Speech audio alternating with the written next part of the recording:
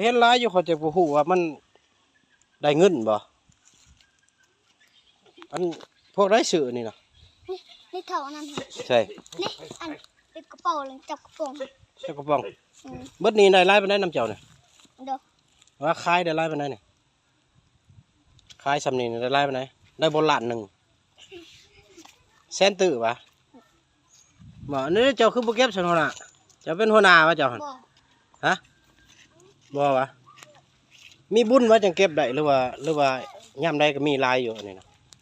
มีฮะมีบุญมีไรมีบุญโอ้มีไรมีบุญซื้อจังไรล่ะเจ้าขันมาเขาขันมาขนาเขาจะถามหานะเจ้าคณะซื้อจังไรเจ้านะซื้อน้ำสกุลนะเขาไปซื้อเขาไปเก็บเจ้าบ่ได้ซื้อบ่ไม่ทั้งซื้อเจ้าคณะเจ้าเอิ้นเจ้าจังไรซื้อเจ้าจังไรอันนี้เจ้าบ่ได้ซื้อเจ้าไปเก็บเป็นบ่ไปถามซื้อเจ้าคณะซื้อจังไรเท่าอีหยังเท่าท็อปโถสุดยอดรวยเท่าท็อปมันอยู่เท่าสูงอยู่ไปไหมไหนแปลเป็นภาษาอังกฤษเด้เท่าท็อปนี่แท่งว่าอยู่เทิงสูงแต่ภาษาลาวเอิ้นว่าเท่าท็อปเท่าสูงนะเฮียนห้องไหนล่ะผู้ซองโถคักแล้วเว้ยชาวคู่มีจักคนชาวคู่นะมี7 คนงามบ่เจ้าจะมักชาวคู่ยังฮะบอกดูฮะบ่ได้มัก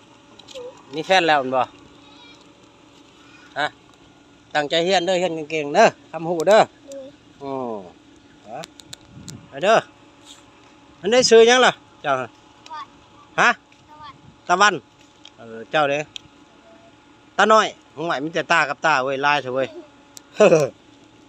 เอามันมวนกินข้าวเพชรหรอวะบ่อันนี้สิไปขายมาโน่จะได้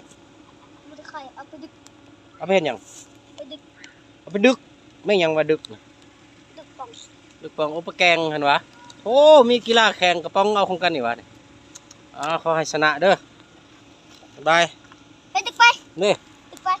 เท่าไรเจ้าได้เท่าไรฮะเรานี่แหละซื้อเจ้าซื้อจะเป็นพ่อค้าซื้ออันนี้วะซื้อแล้วไปขายต่อวะซื้อแล้วเอาไปดึกกันวะบ่โอ้เก่งอยู่นี่ไพ่เป็นเก่งกับหมูดึกนี่3 คนเป็นยังแขนศอกนะเนาะล้มวะโอ้คอยนี่แล้วเว้ยเจ็บเด้ไอ้อันนั้นนี่โอ้นี่มีแต่ทรายแคนบักลายเว้ยทรายแคนค่ำนั่นนี่เนาะย่างวะเอาคือว่าอยู่นี่ขุดค่ำลายสินะบ้านนี่บ่ได้ไปขุดน้ำข้าววะบ่เจ้าก็บ่ได้ไปมันจะดึกเอาแต่มันสิดึกนี่ก็ดึกคือกันอีกดึกในคู่เอาไว้ฮะดึกกันไปก็ในคู่ยักเตี้ยนได้คู่เอาย่างกินหูเอาไว้เอาไว้ดีทูดึกหูบริบูเฮียนซึ่งผู้ใดบ่เฮียนแล้วลงโทษดีทูบ้านนี้ต้องเฮียนเด้อเก่งแล้วเว้ยโอเคเราเจอกันเด้อเฮียแล้วบ้านนี้นี่ได้ยังกินนั่น